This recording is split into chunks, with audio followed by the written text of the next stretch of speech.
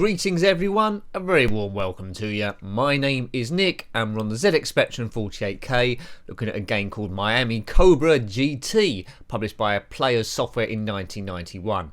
I've recently reviewed a game called Chevy Chase on the Spectrum, which I was really impressed with, and this game is by the same guy who wrote that one, Nigel Spate, published by a different outfit but written again by him. Also came out on the Amstrad CPC, so you know, I'm quite interested to see how this game compares to Chevy Chase.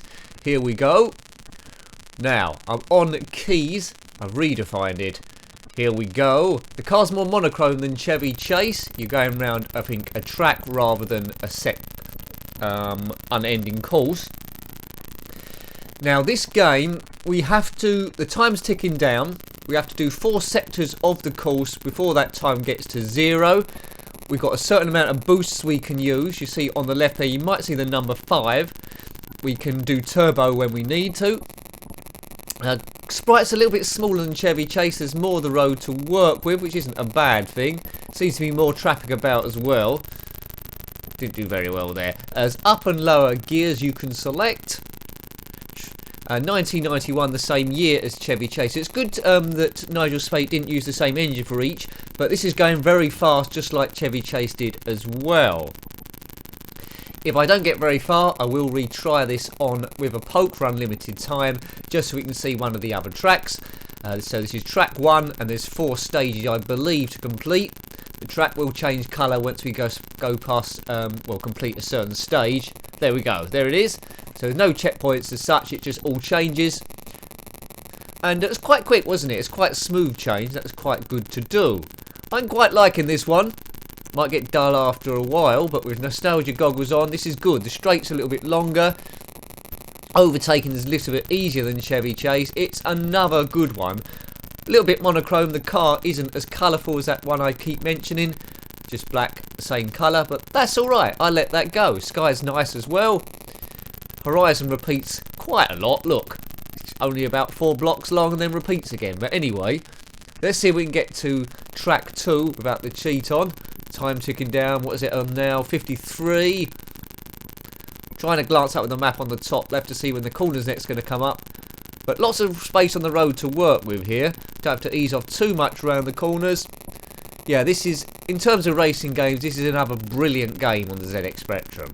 If you've had this one, let me know. How did it differ on the Amstrad CPC if you had that one as well? Yeah, beautiful. Sign of a good game is when they can get the speed up, and they've done it again. Excellent. 2 good games from 1991, Chevy Chase and Miami COBRA GT. Right, so we're in section 3, aren't we? I think it goes cyan next. Roadside obstacles repeated a little bit, but it is the ZX Spectrum and it's enough. They pushed it as far as it could go. Engine sounds not too bad on this one. I like the way that those dust is coming up when we go around the corners to indicate that the wheels are screeching to some degree. What are we on? 27 seconds. We might get round the whole lap, mightn't we? You never know. Points going up all the time. We can weave around this mob.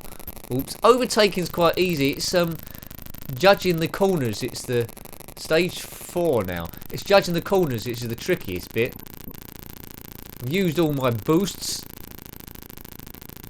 I've set that to spacebar. My gears are on the right there, you can see, low, high. 176 seems to be the highest you can go. Hit the boost and you're up into the 200s. Don't think this one come out on the Amiga. I might be wrong. If I am, let me know. If so, I might try and review it on that one as well, see how they compare. But I don't think it did come out on that. Squeeze between those two, brilliant. Here we go. I don't know how many tracks there are on this game. It's quite easy to control. Difficulty level isn't too bad, but we've only got 2 seconds left, have we? Oh, we're going to run out of time. Oh no, out of time. Curses. Right, I think now it's time, because I want to show you at least, well, that was clever. I want to show you at least track 2, so we'll put a poke in for infinite time. Love that fade there. Yeah, Nigel Spate. Code graphics and music by him. Brilliant. Wonder if he did any other racing games. Right, here we go. The timer's on 7 seconds. I presume that's not going to go down. Boosts on 6. Go. Low gear up to high gear. I've hit the boost. We did touch 200 for a while there. That was a bit of a waste of a boost. So we know what you need to do. Let's screen round. I'm not sure there's going to be too much variance on this game. Maybe track 2's completely different with different obstacles. You never know. And the obstacles were the buildings that come up every now and again on the side are a little bit see-through. But what was you expecting? I don't think they could have done solid graphics and kept it to this speed. The grass either side of it is striped, so that's indicating speed as well. Rumble strips, accurately done. Yeah, done a spectacular job here. I'm really liking this one. You do get racing games on the Spectrum that don't work. Just go a bit too slow. Road Blasters is one of them. There's might have heaps that I've gone through beforehand, but this is one of the best ones. I don't know why I've taken so long to get to it, because indeed this is the 302nd, believe it or not, ZX Spectrum game I have reviewed. There might be more videos up when we've revisited some of them, but this is the 302nd one. Fantastico. But there's nothing to write home about, because I think there's over 24,000 Spectrum games, and growing all the time, because there's a big homebrew scene. Covered some homebrews, well, very few. A few homebrews from people that watch the channel, when I've had time to do that. That was a different time. Pretty much the videos are going out up now as I do them. Let's get through. Lots of traffic on this. Yeah, done at the same time. That's impressive. Stage 2. What does it go next? It goes green next, doesn't it? I think so. Green and then hopefully cyan, light blue. Car screeches around. It's best to ease off the accelerator as you go around. I don't know what this has got to do with Miami. Can you recognise anything here that's Miami? Have they just put Miami on because it sounds sexy? I think it's the second one, isn't it? They've done it because of that. Grow. It's gone green. Green is an old fish tank I used to have. Maintain your fish tank. I think that's the message they're trying to put across here. Doesn't sound like a high-end sports car, but what did you expect? This is the Spectrum, as we know. It's good that it's got sound at all. I think there was a 128k version, which probably means there was some start music or in-game music you could have. I always review games on the 48k, if I can do, because that's the computer I own. Must be getting near the end now. Still 7 seconds left, and there's always going to be 7 seconds left, because we got a curious poke on. Just so I can show you a bit more of the game, a bit beyond where my skills would normally lead me to get to. I think that's allowed, isn't it? But if you're trying to do this for real, it's best to do it without the cheat on, because it's a bigger challenge, and then you feel like you've actually accomplished something. Hooray! Cyan Town. This is where we pretty much got to last time. Oh, I think I'm in the wrong gear. Does it make a difference? Right, we've changed up. I'm in the wrong gear, not street cred gear. Track's a little bit more varied with the corners than Chevy Chase. I think out of the two, it's tight. I think out of the two, I do prefer Chevy Chase, although it's a bit harder. It was a lot harder to overtake in that one. It's just because of the colours, really. It's more joyous. I feel like I'm in the groove here, going a bit of autopilot. But they're both cracking games. If we do a top 6 next time round, not saying we'll have time to, but if we do a top 6, I think this has got a pretty good chance. But see what else we'll come to. Must be coming up to the end of stage 4 soon. Brake, signal, manoeuvre, chase view. It's good they've gone for chase view only and not some steering wheel on there as well. Excellent. Right, here we go. Stage 4 complete. And our bonus is 7 seconds times 1,000. Check that score going up. We'll have a go at track 2. See how much that differs from track 1. If it's exactly the same, we probably won't go too much further. The checkered flag there. The wind blowing it in 2 different directions. Oh god, this is a bit weird. What's going on with that horizon? Is that buildings? Looks like a tiled bathroom. Yeah, that's one criticism. The horizon just repeats too much. It's repeated, what's it? Repeated about 8-10 times there? Yeah, that's poor. The rest of the game's brilliant. That bit lets it down. Like the gradient of the sky again, that red against the yellow. I've never seen a sky like that in real life, but in here I let it go. In the 8-bit world, 8-bit. It's another one of those games I'd quite like to see redone on the Spectrum next, to have coloured cars and a better horizon and blocky scenery going past. Well, coloured scenery going past. That would be great. Hopefully a lot of them will get redone. You never know. Track 2, Stage 1. So Stage 1 looks like it's always going to be yellow. Then it goes white. Then it goes green. Then it goes light blue. Excellent. Whoops. Oh, these corners I find a bit hard to judge. Are they a bit tighter than before?